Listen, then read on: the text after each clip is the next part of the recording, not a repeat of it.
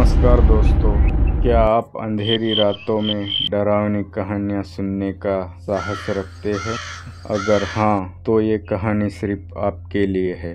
ये है कमरा नंबर 6, ठाकुर हवेली का रहस्य, जहाँ हर दरवाज़ा किसी मौत की तरफ खुलता है।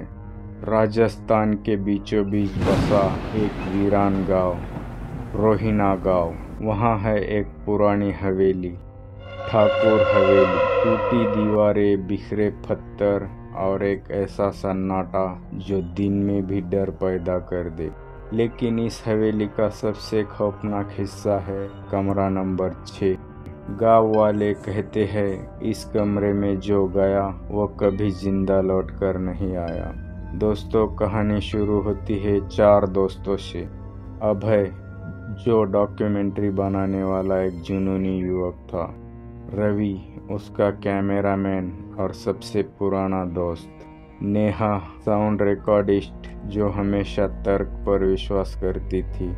और तन्वी, इतिहास में रुचि रखने वाली एक खोजी पत्रकार। इन सब ने तय किया कि अब वे ठाकुर हवेली जाकर उस कमरे की सच्चाई सामने लाएंगे। दिन के उजाले में हवेली सुनसान और शांत लग रही थी।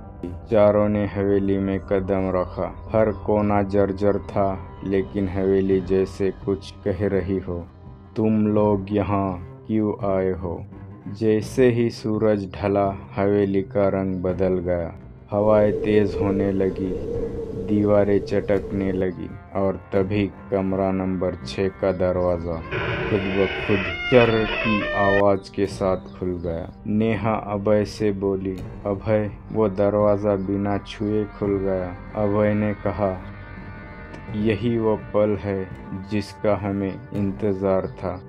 चलो अब सच्चाई का सामना करते हैं। चारों दोस्तों ने कैमरा और टॉर्च उठाया, अंदर चले गए। कमरा ठंडा था, बहुत ठंडा, जैसे मौत की सांसें वहीं तैर रही हो। एक कोने में पड़ा था एक पुराना शीशा, धूल से ढका हुआ। तभी रवि ने देखा शीशे में किसी की परछाई है, लेकिन सामने कोई नहीं। तभी एक औरत की आवाज़ गूंज उठी, मेरी चीज़ों को छुओ मत, छोड़ दो इस कमरे को। वह डरावनी आवाज़ सुनकर सबका खून जैसे जम गया हो।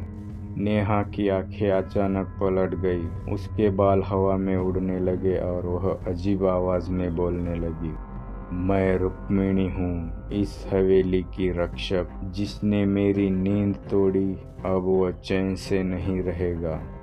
रवि ने भागने की कोशिश की, लेकिन दरवाज़ा अपने आप बंद हो गया। तन्वी ज़मीन पर गिर पड़ी थी, उसके हाथों पर गहरे पंजे के निशान थे। अभय ने जल्दी से एक कोने में पड़ी संदूक खोली। उसमें रखी थी एक पुरानी डायरी और उसमें लिखा था, मैं रुक्मिणी देवी ठाकुर, इस हवेली की आखिरी वारिस। पति के मौत के बाद मुझे इस कमरे में बंद कर दिया गया था। भूख, प्यास, तड़प और अंतहीन अंधेरा, यही मेरी आत्मा ने इस कमरे को हमेशा के लिए बंद कर दिया। नेहा जोर से चिल्लाई और बोली, वो मेरी आत्मा को ले जा रही है, मुझे बचाओ।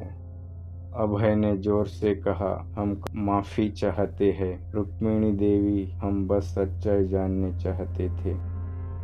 कमरे की लाइट फिर एक बार जल गई और सब कुछ शांत हो गया। दरवाज़ा खुल गया। नेहा बेहोश थी, लेकिन जिंदा।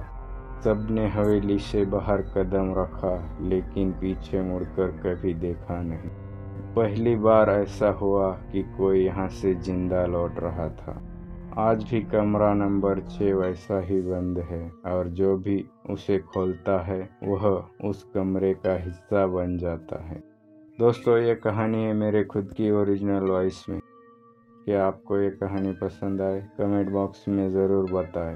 मिलते हैं अगले वीडियो में।